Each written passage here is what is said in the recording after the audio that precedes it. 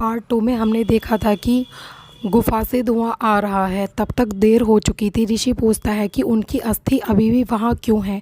कोई वहाँ आता जाता नहीं था। कहते थे कि वहाँ हमें उनके भूत दिखते हैं। ऋषि मुखिया के पास जाता है।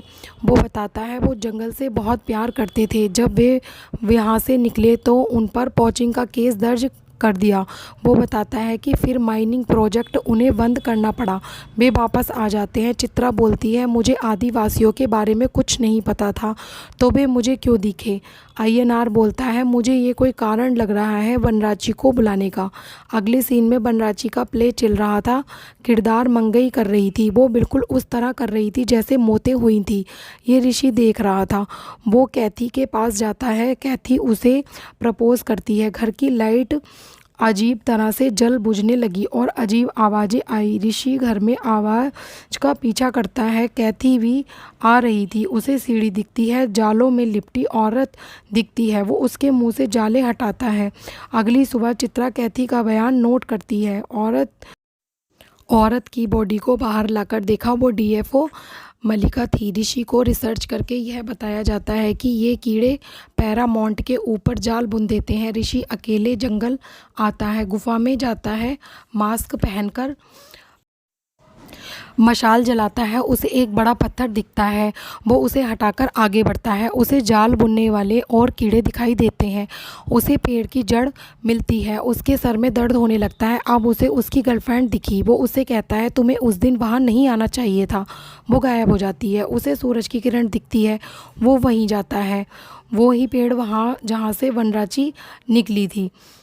ऋषि ने अय्यनार और उनकी वाइफ को घर बुलाया था। चित्रा भी वहां आकर उसकी वाइफ से मिलने लगी। उसकी पत्नी यमुना आयुर्वेद को जानती थी। ऋषि उससे कुछ तस्वीरों के बारे में पूछता है। ये जड़ी बूटियों की फ़ोटो हैं। ये सिर्फ कामगर ट्राइब को पता थी। ऋषि बोला इनसे कोई जहर बनता है क्या?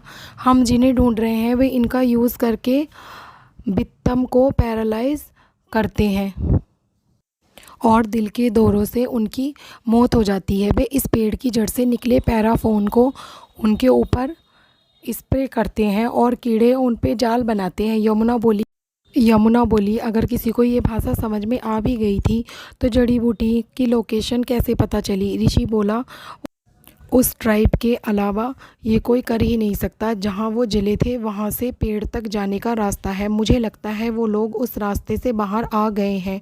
वे ही वनराची बनकर खून कर रहे हैं। अगले सीन में कुछ लोग माई निंदा कर रहे थे। उन्हें वनराची दिखी।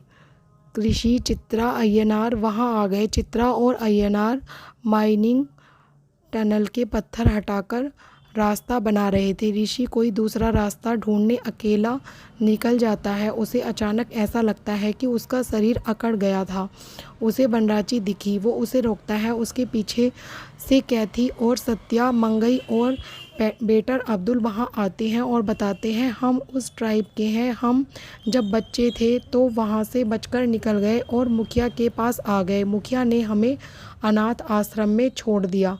हमें किसी ना किसी ने अडॉप्ट कर लिया। जब हम बड़े हुए तो हम सब एकजुट होकर जंगल को ख़त्म करने वाले लोगों को मारने लगे। वे ऋषि के ऊपर भी जाल बुनवा देते हैं। यमुना ने ऋषि को इसका एंटीडोट दे रखा था। वो उसे खाता है और सत्या से लड़ता है। सत्या और अब्दुल मारे जाते हैं। अब पुलिस कैथी और मंगई को अरेस्ट करती है।